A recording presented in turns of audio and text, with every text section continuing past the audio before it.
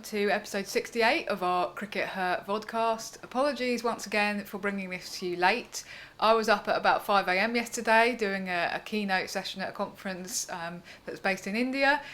We then didn't get back from the ODI last night until well after the football had finished, about 10:30 in the evening, because it was a very tight match. So, apologies for that, but I slept in. What can I say, Sid?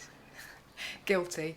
Anyway, thanks for tuning in as ever. We're going to be reflecting on the ODI series first of all, which obviously, as I said, finished yesterday at Worcester. Now, Sid, you've got the CRICKETher bragging rights this time around, because when the ODI series started, you said that you thought that it would be 2-1 to England. So congratulations to you. Well done on that. Now, it was not quite as close, perhaps, overall as we thought it was going to be, though. Yeah, it got progressively closer, I think, and India got progressively better, which is a good thing. So the first match, and after the first match, I was looking at my predictions, going, I think I might have made a bit of a mess of that. And if you'd asked me after the first match, when India didn't look great and England won quite easily, I'd have gone, oh, this is definitely leaning now towards an easy 3-0 for England.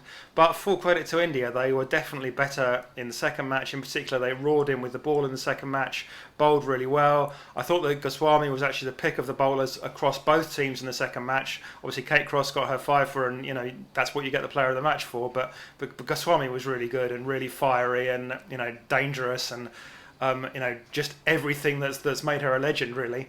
And kind of they took that into this match, and the final match was it was quite a close match, wasn't it, Raf? And the Indians needed a bit of something to get them over the line in those last 10 overs, and that came in the shape of Sneh Rana, who came in, and at the point that she came in, India were kind of, the game was kind of a little bit drifting away from India. Mithali's strike rate wasn't really quite enough that it was going to win them the game. Sneh Rana came in and she was like, look, this is how to play, this is how to hit runs. And yeah, she took risks, definitely. She was nearly out a couple of times before she was out on 20-something off 20-something balls. But she did enough to persuade Mithali, look, it is possible to bat on this pitch, it is possible to score runs at a strike rate of 100. Mithali picked up that, and by the time that Sneh Rana was out, they only needed then 6 off 6 balls, and they did that and won the game. So a positive performance from India, and I think that takes us really nicely now into the T20s, because of course, bearing in mind there's some multi-format series still very much alive, and the T20s, which are beginning on Friday. So we'll be looking forward to that one. Yeah, I just wanted to say that I thought that actually it feels like the series has been played in quite good spirit, the ODI leg certainly. I know that there was some frustration amongst the England team and amongst us after the test. But what I noticed yesterday after the game was that obviously Eccleston ended up getting Sneh Rana out in that penultimate over. But after the game, they were walking around the edge of the outfield just having a nice chat to each other. And she was just saying, I think I overheard a little bit, and Eccleston was saying, oh, I was really nervous, and then I took your wicket. And I don't know, they were just having a chat, and I just thought that was really nice. Now, the player of the series for the ODI series was kind of an interesting one. It was voted for by the written press, though there isn't a formal ballot about these things, but somebody gets nominated to kind of wander around and ask everyone what they think and tot up who thinks who, and then a decision is reached. We were asked to reach that decision about sort of 45 minutes before play ended, when it looked like India probably weren't going to make it over the line, and that maybe influenced decisions a little bit. Raf, do you think it was the right decision? Well, first of all, who was that? It was Sophie Eccleston. Okay. Was that the right decision? Could it have been somebody else? Well, of course she did bowl well. She always does. She's Sophie Eccleston. I mean, come on. Best bowler in the world. I think she finished as the leading wicket taker from both sides. So good for her. I think that obviously now looking at the way that Mithali Raj played for that last half an hour, 45 minutes, to finish unbeaten, not out, and to obviously, in a way, play it perfectly in that she got India over the line and they won that game, a very close game. And it does feel a little bit like some of us journalists, in which I completely include myself, got it wrong. We were, in the first half of the first ODI, we were very much calling for her head a little bit, and saying she's batting much too slowly. ODI cricket has passed her by. She can't keep up at this level anymore.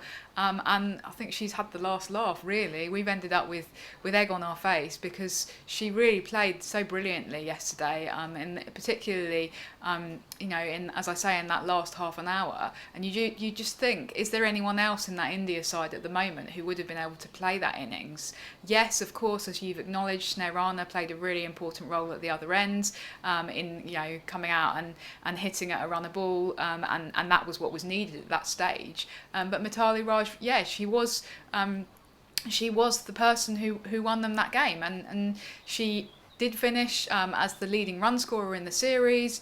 It was interesting that at the point at which we were being asked, I suggested her name, and a few other people were kind of saying, oh, but we can't give it to her, she's going to end up as the losing captain, they're going to have lost all 3 games, and it's a bit irrelevant that she's made runs because she hasn't made them quickly enough. But it was almost as if she was listening and she overheard, and she was like, no, I'm going to prove you all wrong, and she did very much. So I think that actually in retrospect it probably to an outsider looks a little bit odd that she didn't get the player of the series, but she won't be remotely bothered by that. From an English perspective, actually, at the point at which we were being asked, and I still think this really to some extent, that my player of the series would probably have been Kate Cross if we were having to choose an England player. I think that what she did so well in this series was actually, there really was.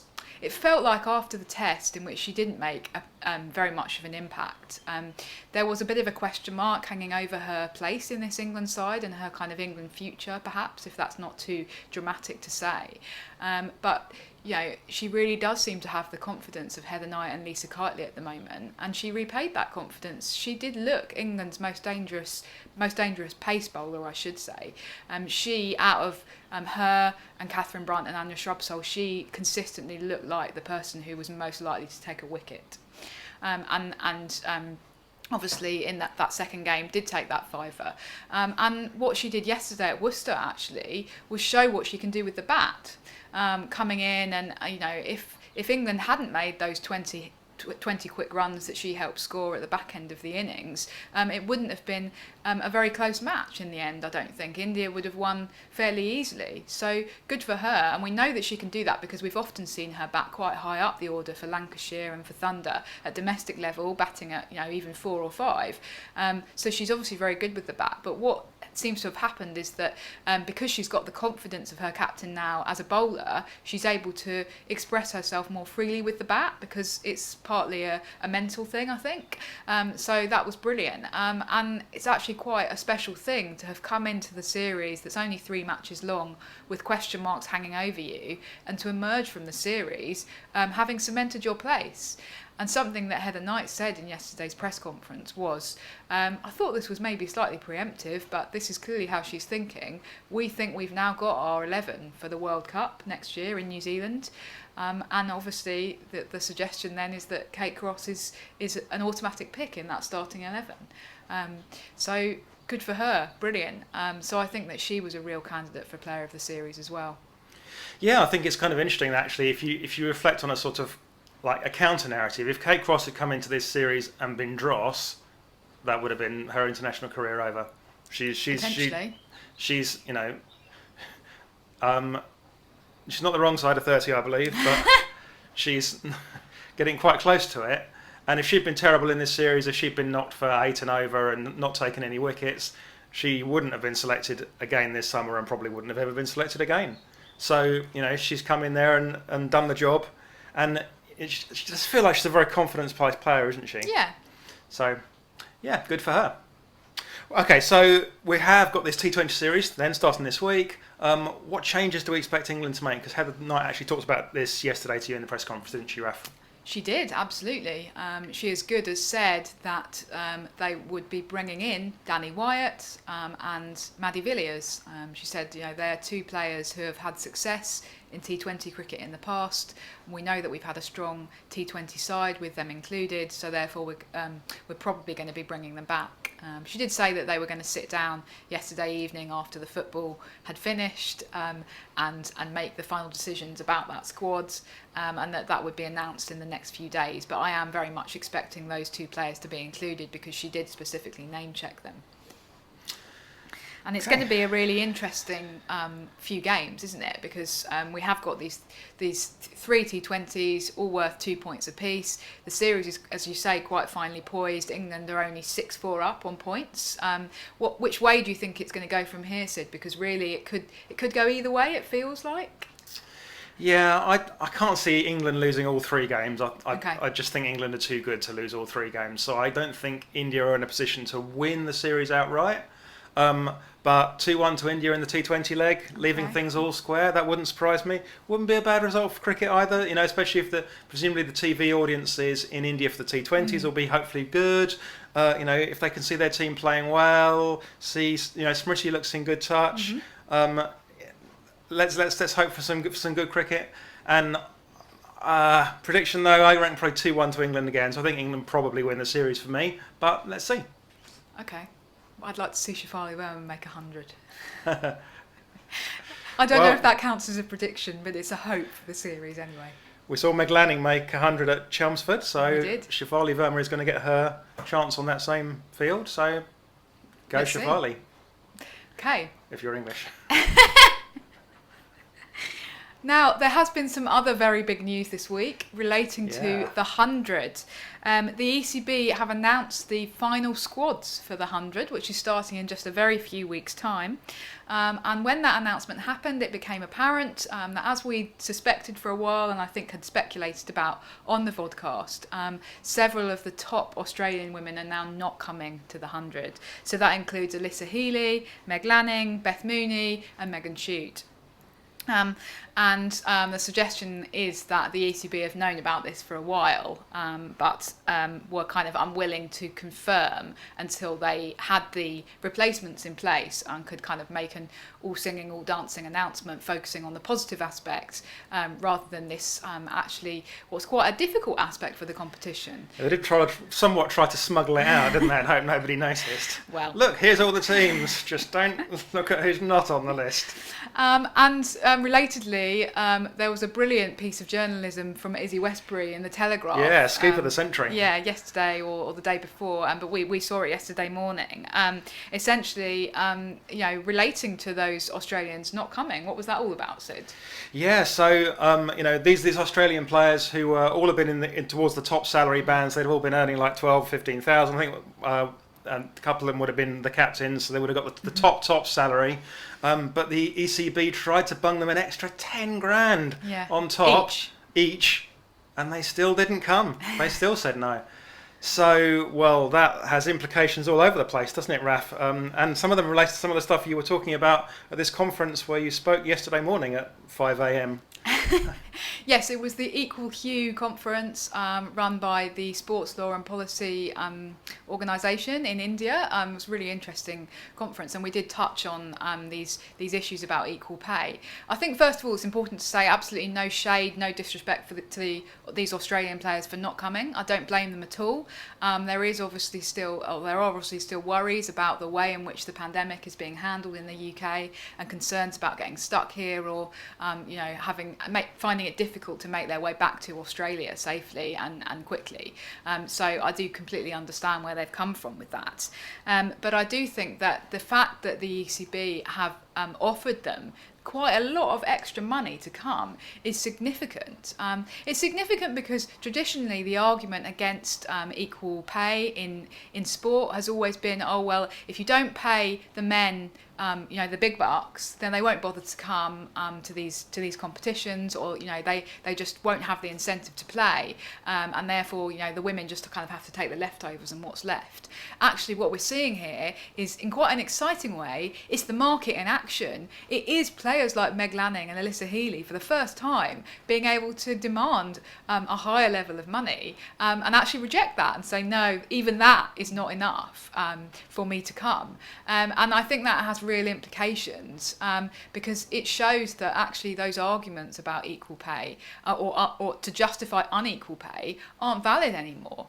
They don't apply in this situation. And really, the ECB, if they want those players to come to the second iteration of the 100 next year, then they are going to have to sit down and seriously think about, well, what do we do with the budget? How do we increase the remuneration on offer for the women? Because we know from your handy pie chart that you tweeted from CRICKETher a while back, we know that the remuneration that's on offer is vastly disproportionately being given to the men at the moment. But actually, if you want an exciting women's competition with the best players in the world, then you need to reassess that. You need to think about that, don't you, Sid? Yeah, absolutely. And it's difficult. We've banged on about this one before too. But at the end of the day, with the amount of money available to that 100, there's a certain pie, and it's not going to get any bigger. Most of the money comes from TV rights. The TV rights deals have already been signed.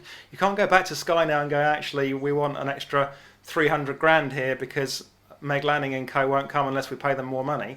The only place more money is going to come from is by finding budgets within the men's competition, which ultimately means cutting the salary of the men. And that's where things get really challenging for the ECB. And honestly, I wouldn't want to be in their shoes having to deal with that, frankly.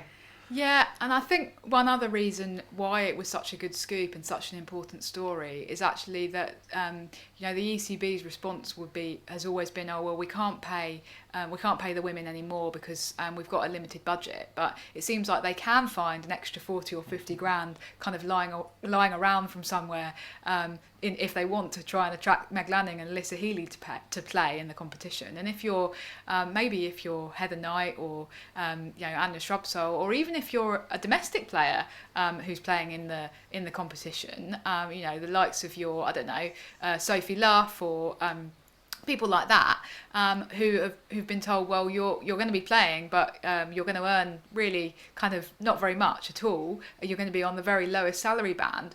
To hear that the ECB have suddenly found 50 grand lying around to pay some Australians must be quite galling, actually, I think, and potentially a little bit divisive, maybe a little bit upsetting.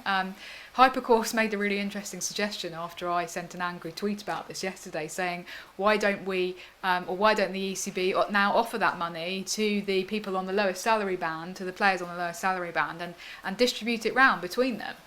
Not going to happen, but it's a great idea, and it really does show up that when they need to find money for something, they seem to be able to put it together from somewhere. It was down the back of the sofa, Raf. It was down there all along.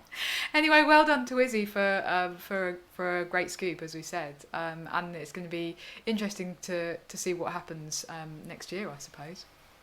Anyway, thanks for tuning in, as ever, and we'll see you in a week's time when the T20 leg of the series will have got underway. Bye for now.